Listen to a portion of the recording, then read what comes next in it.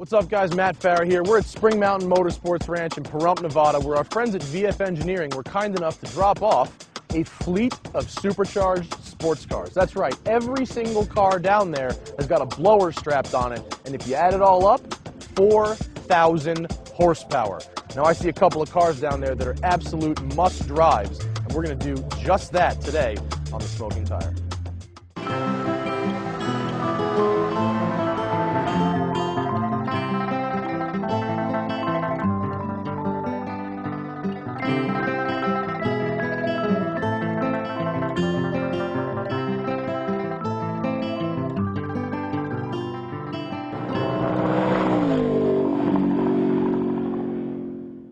When VF Engineering invited us out to Spring Mountain Motorsports Ranch, I didn't know they were going to bring everything.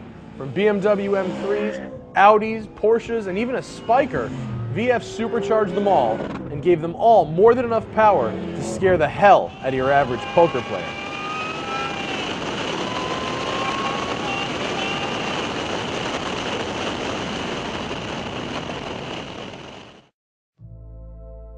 Every opportunity to get behind the wheel of a Porsche is a good opportunity. So here we are.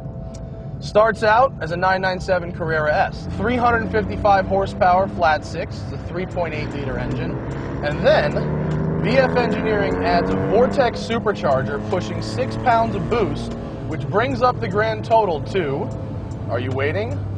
510 horsepower in a rear wheel drive Porsche. It's faster than GT3. Faster than a 997 turbo, and the best part is it looks like a regular old Carrera S. Amazing. Now, one of the biggest problems with the Carrera and the non-turbo versions is its relative lack of power. An $80,000 car with only 355 horsepower, not a whole lot of bang for your buck there, even if the rest of the car is very good. So the addition of the supercharger really helps the bang for your buck factor there by making this Carrera S faster than a turbo and less expensive. Like the other VF Engineering cars, the best thing about this car is that it doesn't feel like a tuner car. It doesn't feel like you've done something strange to the motor and it behaves weird all of a sudden. It feels just like a regular Carrera, except when you hit the fun pedal, it gets way, way more fun. The power band is really interesting in this car because usually with a supercharger you find that you get a lot more mid-range power, but the truth is in this car the real big power increases happen over 6,000 RPM, where all of a sudden a surge of power comes on. It's really impressive. I've never even actually seen a supercharged 911 before, but you gotta admire VF Engineering for taking something that most people would consider perfect and really improving upon it without compromising it in any way. Porsches have such a unique engine sound. At low RPM they sound rough, but at high RPM it all comes together so well, and it's such a unique sound, totally unmistakable.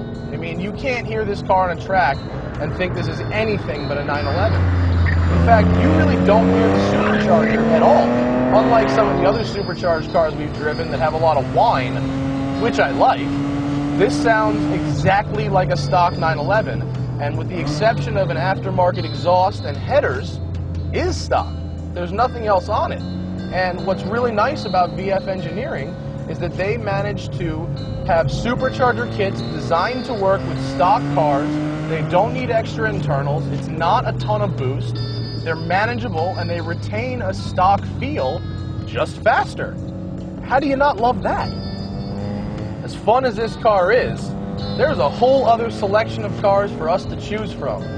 So what do you say we drive the 620 horsepower wide-body M3?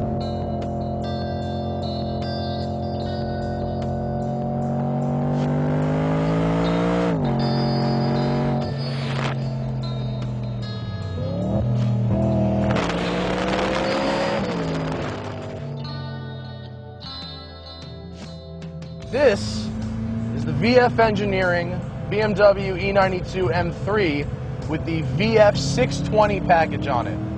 And just like it sounds, that means 620 horsepower from the supercharged V8. This car is fucking fast. I could start and end the review with that one statement.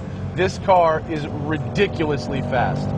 Start with a 414 horsepower bone stock M3, and then add the following: one Vortech supercharger, one custom intake manifold, one air-to-water intercooler, a tune, and a Vorsteiner exhaust, and you get 620 horsepower on pump gas. Now, we haven't actually measured in terms of numbers the performance of this car, but I'm telling you, it is staggeringly good. Listen to that. Wow. It absolutely goes.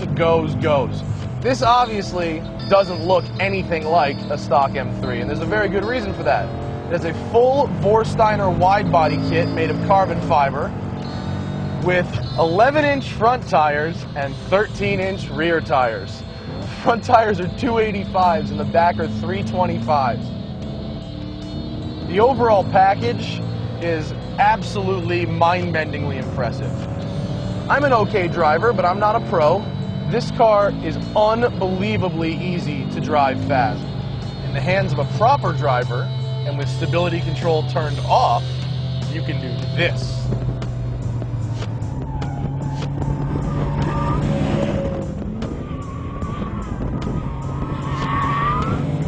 So how much boost is it running? Only about 6 pounds, actually.